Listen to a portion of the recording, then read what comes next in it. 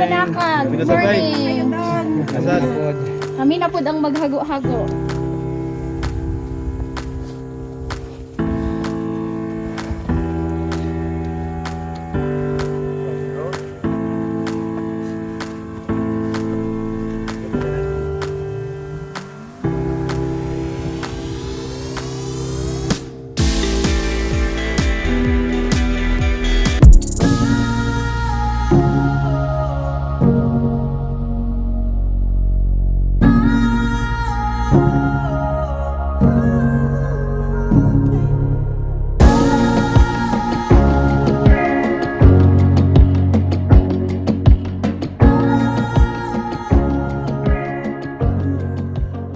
Magandang araw sa inyo mga ka-From-D. Ngayon po ay nandito ako ngayon sa Sagada at ito nga sumama ko sa isang joiners or sa mga travelers na nanggaling sa iba't ibang part ng Metro Manila at syempre mga karatig probinsya like Iloilo, Cebu, ayan. Nandito kami sa isang lugar kung saan papunta sa Blue Soy. Medyo nakakapagod yung paakyat kasi medyo matarik yung daan, but hindi naman lahat na daan ay matarik, kaya ito nagpapahinga nga kami at nakikita ko yung napakagandang mga pine tree at napakaaliwalas na panahon ngayon.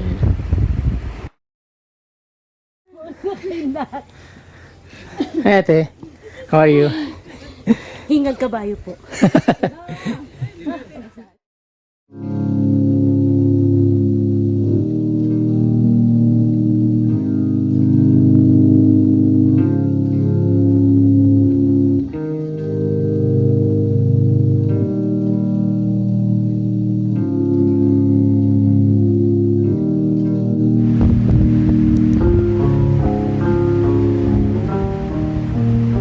Masarap sa katawan yung simoy ng hangin dito dahil ma-presko at syempre malamig dahil ito ay nasa high altitude or katulad ng Baguio na napakalamig na lugar. So isa ang Sagada sa pinakamataas na lugar dito sa atin sa Pilipinas, kung kaya't dinadayo ito ng mga travelers.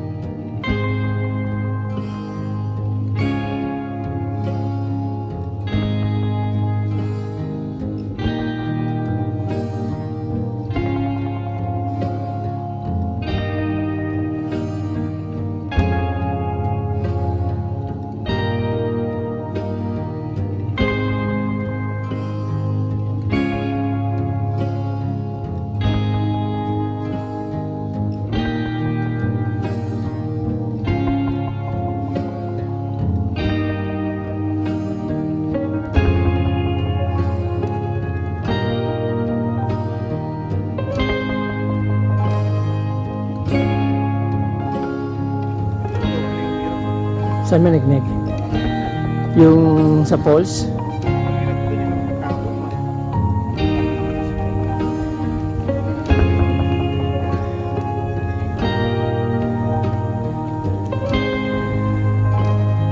Kumusta? Okay lang po.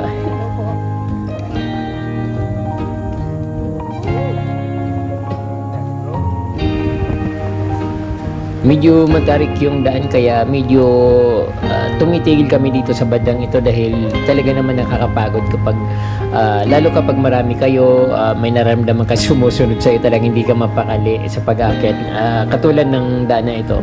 So but dito naman sa bandang itaas medyo nakakapagpahinga naman kasi medyo patag na siya at hindi naman ganong kataasan yung inaakyat namin kaya medyo light lang.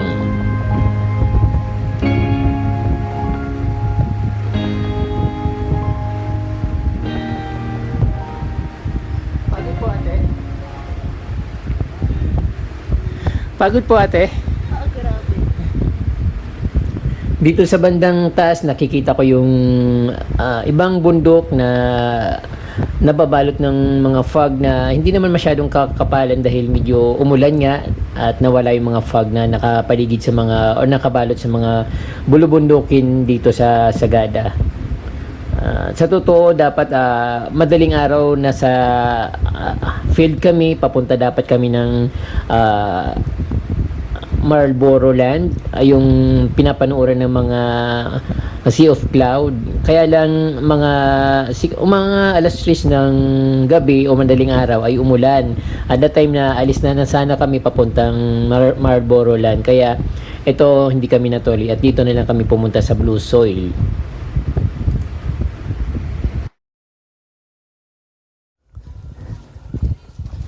Kasama ka pa namin sa Vietnam? Hindi. Doon ganito, mas mahirap. In-accept nyo?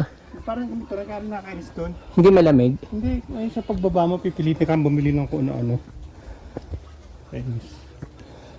Talaga sa pilitan. Parang sa Thailand, yung sasakay ka ng ano? May blessing nung guide. Ha? May blessing nung guide. Dapat bibili ka talaga? Para kumita sila. Hindi, tapos kasi kasama rin sila sa ano, parang alalayan kaya yung mga bata, alalayan kaya yung mga ganun. Mahiya kang hindi bibili. Mahiya ka tuloy ano. Sana sila?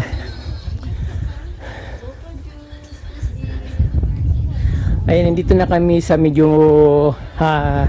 mataas. Siguro half going to Blue Soil.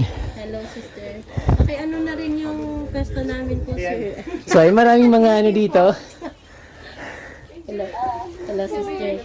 Baka Hindi ito ang mga mabibili sa ano budong permanent. dito sa Sagada Blue Soil, going to Blue Soil. Mga pasalubong. Kanalipatak nga, nagikot ko na isunang tika. Sagada. Okay, thank you, Juan. 3 for 100 mga kapromdi. Reef magnets 3 for 100 pesos. Dito naman sa reef magnet, ibang item 50 each. Then yung keychain 7 pieces for 100 pesos. So the best pasalubong sa pag-uwi. Para lang may para may maibigay lang. Ano po? May t-shirts din po. T-shirt. Magkano na po yung t-shirt na ano? 200 lang 200 po. So, mga design po dito rin sa atin sa Sagada. Yes po. Sagada t-shirts. Sagada t-shirt, 200 pesos each. Kasi Ayan. siya magulo ay na. Kapag pupunta tayo sa Blue Soil, madadaanan natin ito. Mga naghahanap ng pasalubong dyan, dito lang pupunta sa stores nito. Kasi Gcash. May giga sila dito? Ay, pwede Gcash Wow. na rin. Hanggang dito, I told you. 40 pesos. May discount po for senior. May ano po, PWD or solo parent. May discount. May discount po. Anong mo, sir? Tayo follow kita. Certified from the... Oh, Oh, wow. May follower ka agad dito. Tatlo 100 to ate. This one. sa kalsada.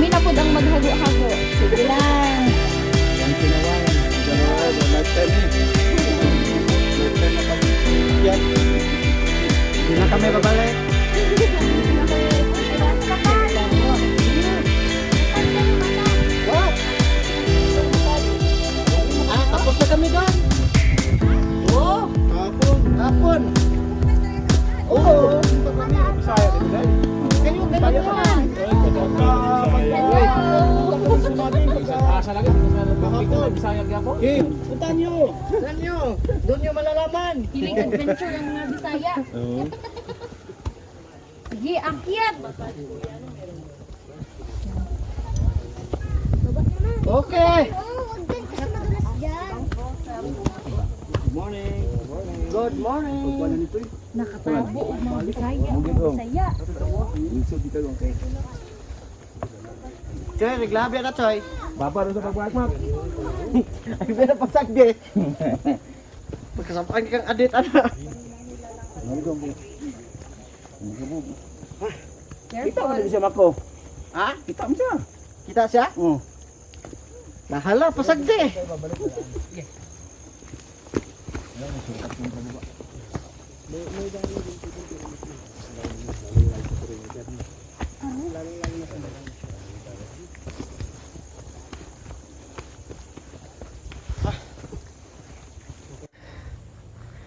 Ayan ka from the masarap yung hangin dito, malamig.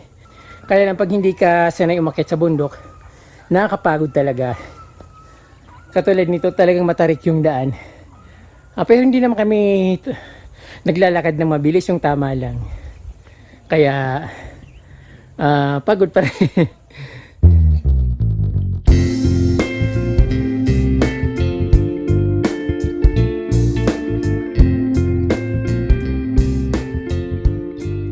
Bago kami pinatuloy ng aming guide dito sa Blue Soil, nagkaroon kami ng konting briefing about sa soil at mayroon mga pinagbabawal na bawal umapak sa mga makukulay na soil dahil baka yun ang dahilan para masira yung kulay niya or magiba siya dahil malambot lang yung lupa.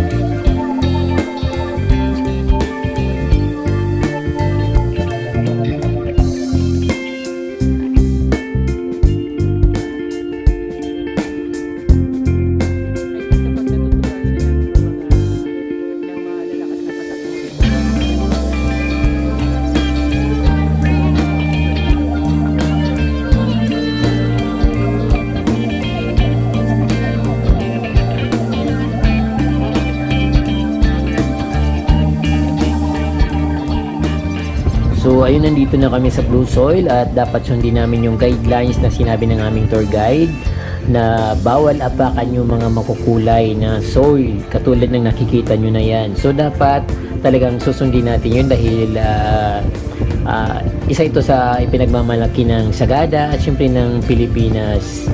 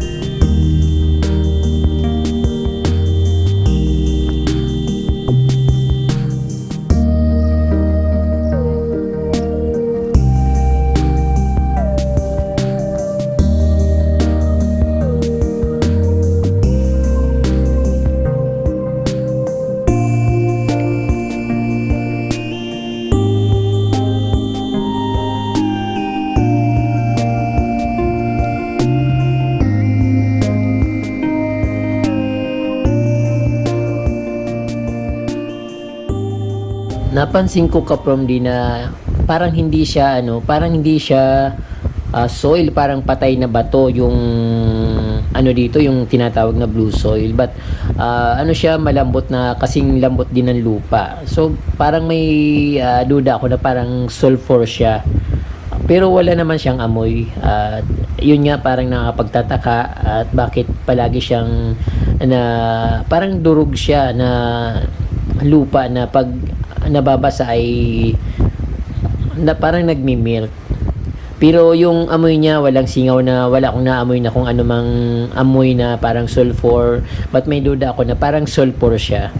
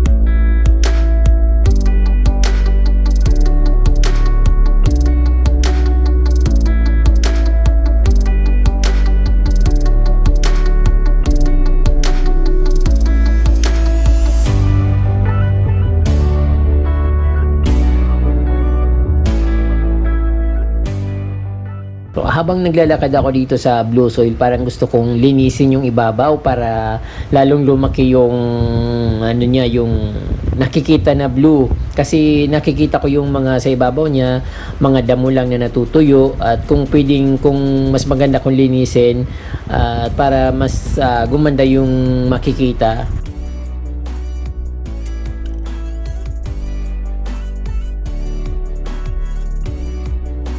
Yung inaapakan ko dito, yung may mga damo, ay ang ilalim niyan ay puro blue soil, katulad ng nakikita niyo diyan sa baba. Then ito naman yung may mga damo dito, ayan, pinapakita ko sa inyo na yan, ay mga parang ganun din yung ilalim niya, kasi may inaapakan ako na ganun yung kulay, katulad nito, oh. May kulay blue rin yung apakan, yung daan.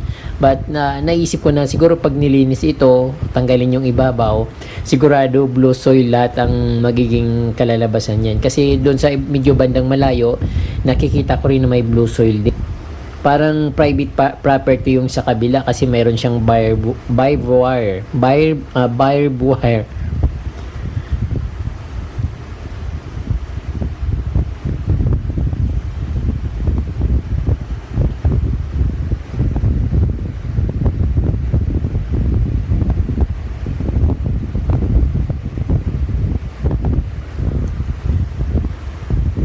So ayan ka from di, nandito ako sa bandang taas at kitang-kita yung mga maasol na bahagi ng dito, soil, na parang pag tiningnan mo, pag hindi mo alam, parang bato. So ayun napapansin ko dito.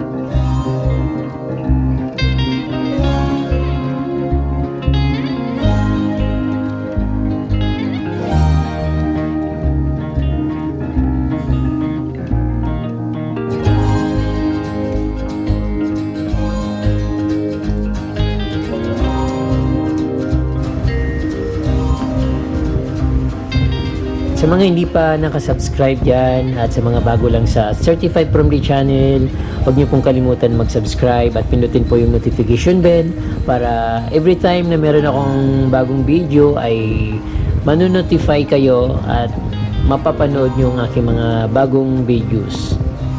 At maraming salamat sa inyong panunood at ayun po, wish ko na marating rin po yung narating ko dito at alam kong maraming gustong makarating dito at yung iba naman ay nakarating na. Maraming salamat po ulit sa inyo at Diyos mabalos.